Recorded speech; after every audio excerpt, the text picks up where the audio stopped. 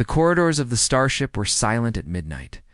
The only sound that echoed through the metal walls was the soft hum of the engines, steady and calm, like a heartbeat. Lieutenant Aaron Cole sat alone in his quarters, staring out of the large window panel that looked into space. Outside, the endless darkness stretched out like an ocean, and in the middle of it was a beautiful blue planet, Eris 9. Glowing softly like a jewel, Aaron often spent his nights here, just sitting by the window. It was the only time of the day when the ship was quiet. During the day, the hallways were full of activity. Soldiers moving in squads, scientists running between labs, engineers fixing the engines, and diplomats walking fast with serious faces. But at night, the ship almost felt like it belonged only to him. He leaned back in his chair and rubbed his tired eyes. 3 months.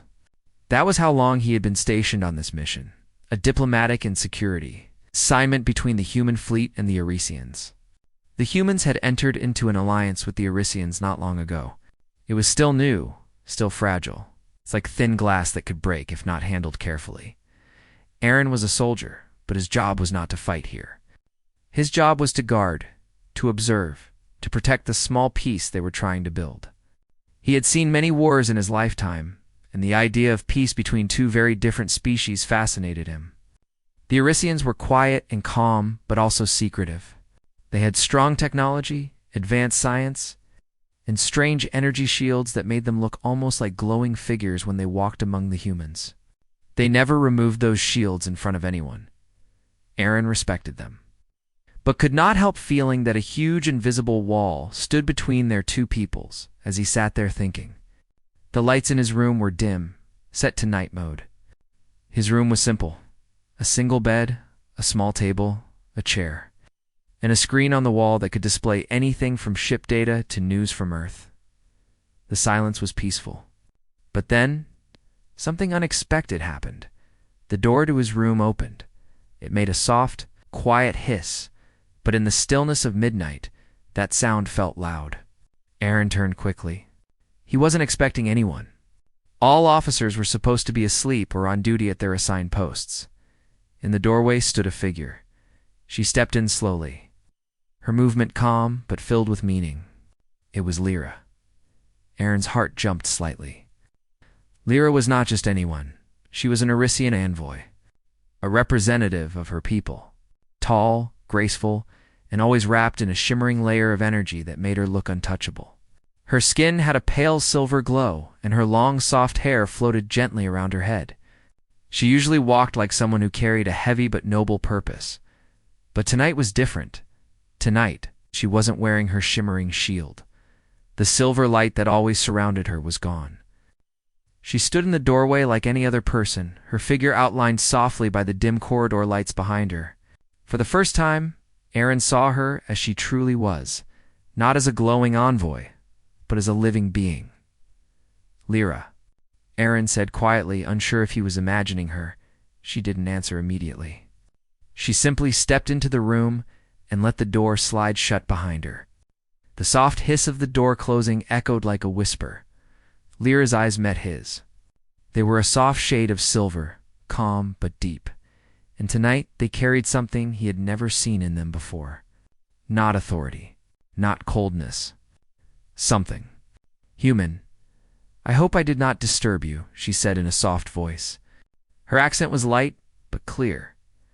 Aaron stood up slowly, confused but alert. "No, you didn't disturb me. It's midnight. Are you all right?" She took a small breath, the kind someone takes when they are about to make a big decision. "I came because there is something I need to say, and something I need to do." Her voice wasn't the voice of an envoy giving orders or making statements. It was quieter, almost like a whisper that carried a weight. Aaron gestured toward the chair, offering her a seat, but she shook her head. Instead, she walked to the center of the room. There, she slowly removed a silver band from her wrist. Aaron's eyes widened slightly. That band wasn't just jewelry. It was the personal control device for her shield, the invisible barrier that protected all Erisians. Without it, she was exposed. The small metallic band made a faint sound when it touched the table.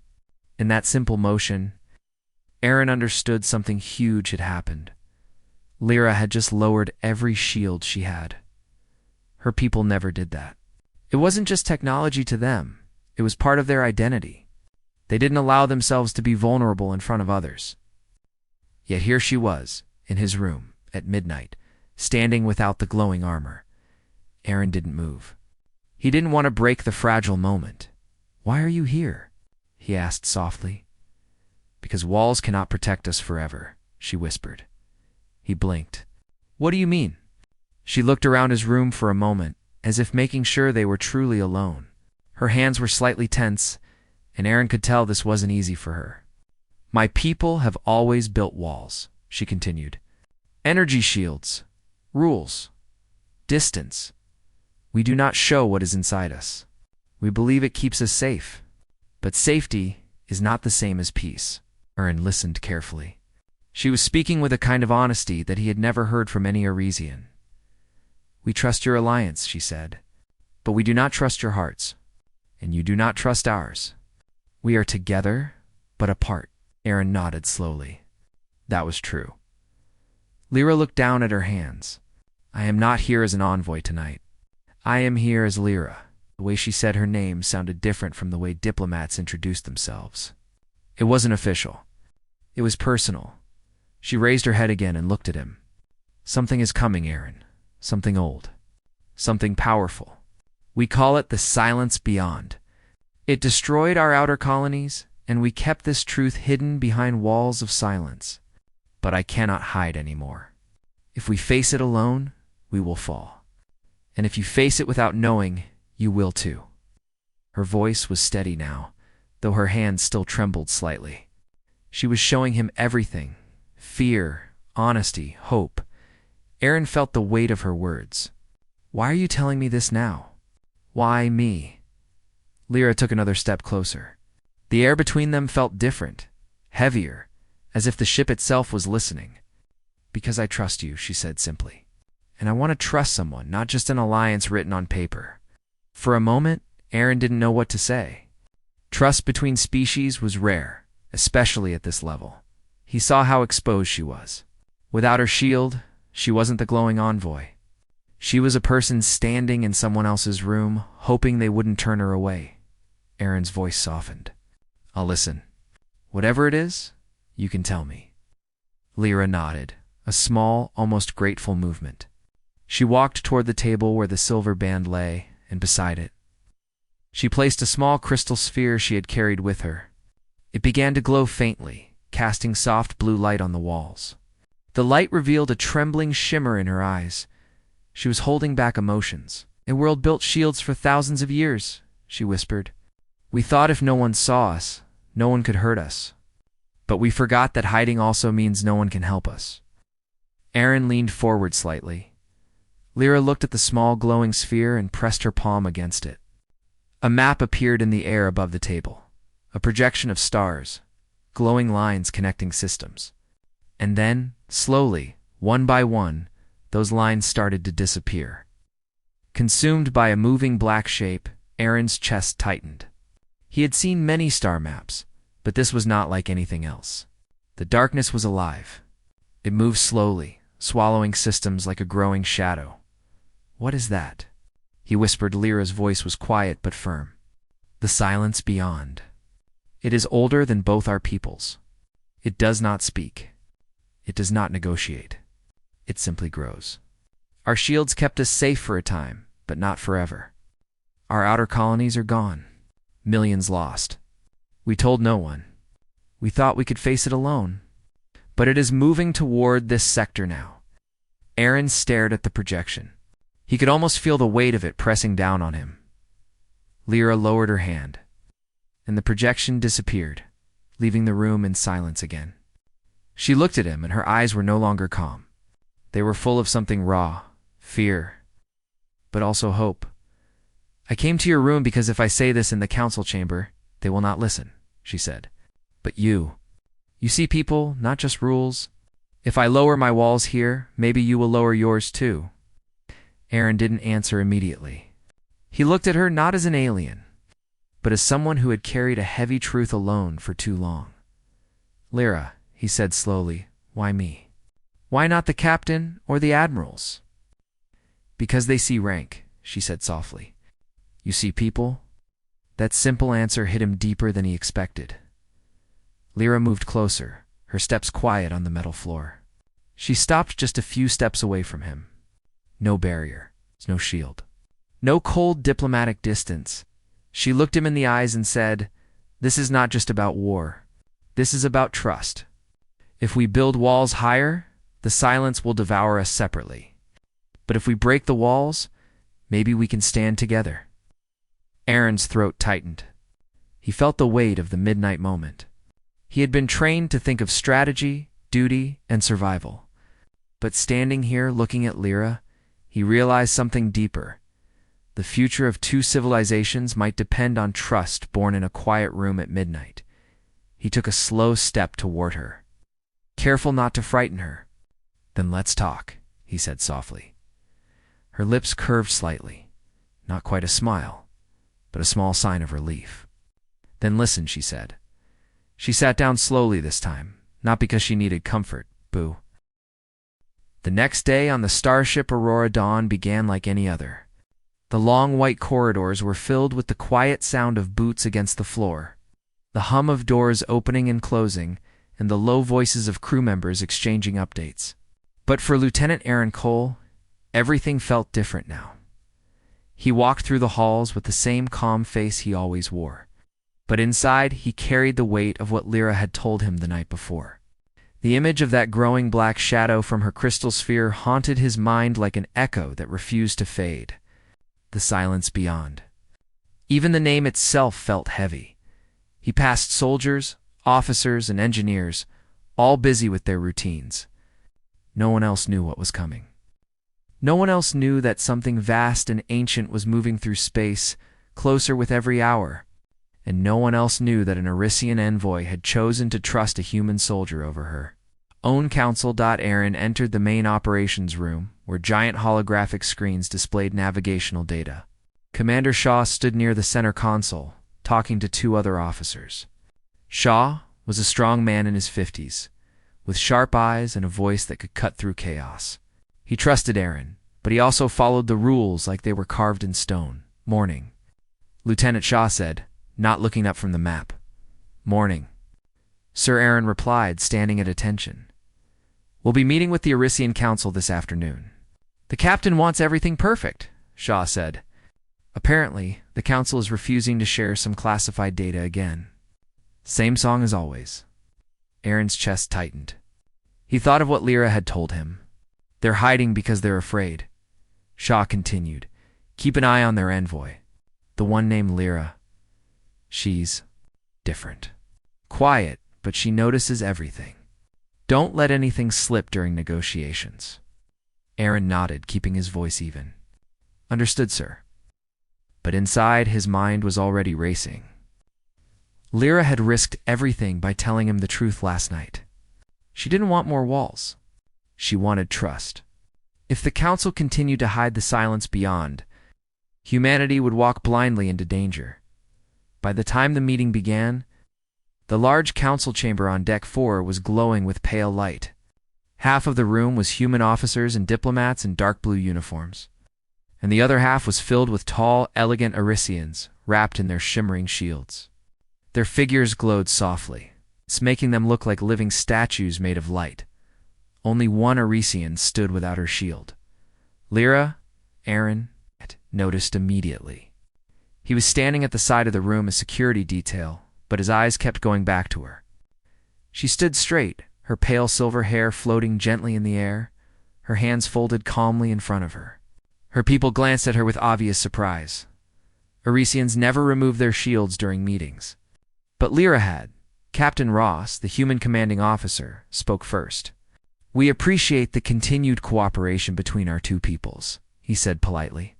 "But our fleets require more information about the recent disappearances in the outer sectors. We've lost 4 scout ships in the past 2 months. We need answers." The Arisian council leader, Elder Valen, stood on the opposite side, glowing softly in his shield. "We are investigating." There is no cause for alarm. Aaron watched as a few human officers exchanged frustrated looks. They had heard the same answer many times. Captain Ross tried again. Our sensors show gravitational anomalies in the same sectors. Something is moving. If this is an enemy, we need to prepare together. We need you to share what you know. Valen's calm voice filled the room. We will handle it. You do not need to be concerned. Aaron clenched his jaw. Lyra had shown him the truth. Her council was still pretending nothing was wrong. Before the captain could speak again, Lyra's voice rang out clear and calm. That is not true. Every head in the room turned toward her. Even Valen's glowing figure stiffened slightly. Lyra stepped forward slowly. You cannot lie to them anymore, she said in her soft, firm voice. The silence beyond is real. It is moving toward this system. And if we face it alone, we will fall. For a heartbeat, the entire room fell silent.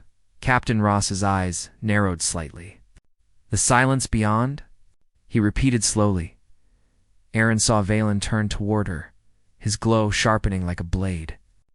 Envoy Lyra, he said in a low, warning tone. This is not your place to speak of classified matters. But Lyra didn't back down. She stood taller. It became my place the moment I watched our colonies vanish. It became my place when our council decided to stay silent instead of reaching out to our allies. It became my place when I realized that walls do not stop the darkness. Only unity does. The humans in the room exchanged glances.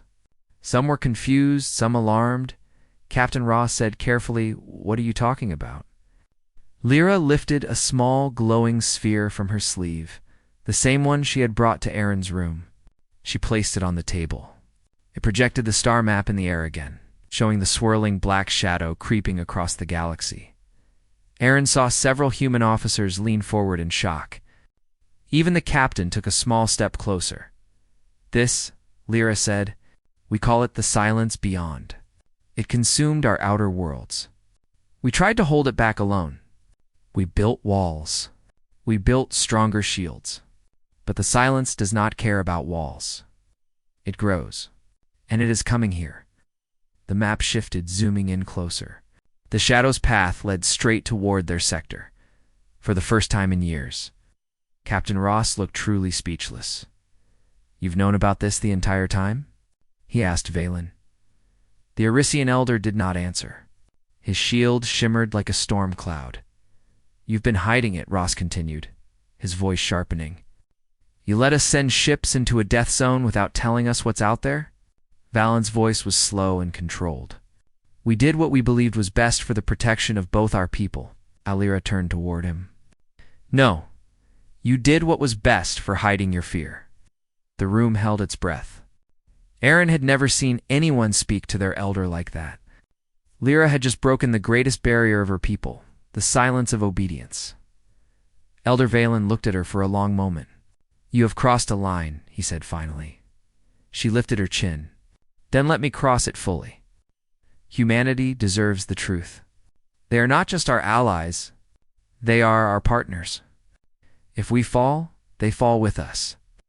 Aaron felt something powerful stir in the room. She was not just talking to the council. She was talking to everyone.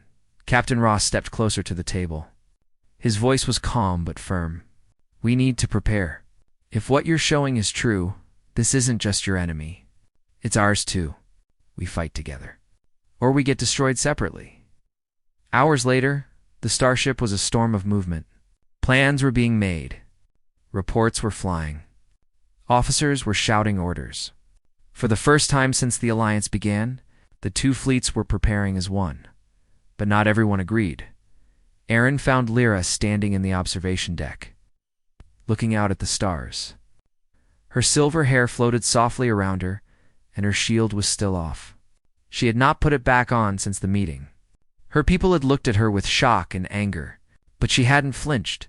He walked up beside her. His boots making soft sounds on the deck. You shook the galaxy today, said quietly. She didn't look at him but smiled faintly. I only spoke the truth. Truth has power when walls fall. Aaron leaned against the railing. You risked everything. Lyra nodded slowly. Yes, but I would rather lose my title than lose my world. They stood there for a moment, watching the stars. There was a silence between them, not heavy, not awkward. A peaceful silence. She finally spoke again, her voice soft. When I first came to your room, I was afraid. I had never lowered my shield before. It felt like stepping into a storm without an umbrella, but now, I do not want to wear it again. Aaron looked at her. You look stronger without it, she laughed softly. The sound like the lightest touch of wind. No one has ever said that to me before, smiled. Then I'm the first. For a moment she looked at him in a way she never had before, not as an envoy, not as a distant alien. As a person, the preparations continued for days. Human and Arisian fleets worked side by side. Engineers from both sides built defense systems together. Commanders shared strategies. Scientists shared data. The barriers between them slowly began to fade, just like the shimmering walls of Energy Lyra had once worn. But not everyone on the Arisian Council supported her actions. One evening, Aaron was called to the diplomatic quarters. When he entered the hallway, he found Lyra standing in front of 3 Arisian elders. Valen was among them. His shield glowed brighter than ever, like a wall of light between him and everyone else. You have betrayed your people, Valen said, his voice cold. Lyra stood calmly, her shield still gone. I have protected them. You have exposed us, another elder said. I have given us a chance to survive, she replied. The elders moved closer, their glow like a storm. But Aaron stepped forward, without hesitation. If it wasn't for her, we'd all be walking blind into death, he said.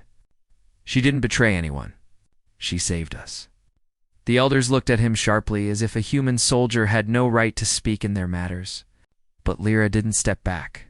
She stood taller. I choose to trust him, she said. The elders stiffened. Trusting an outsider like that was unheard of in their culture. But Lyra's voice was calm, clear, and strong. The silence beyond doesn't care about our walls or our politics. It is coming. And the only way to survive is together. If you cannot accept that, then step aside.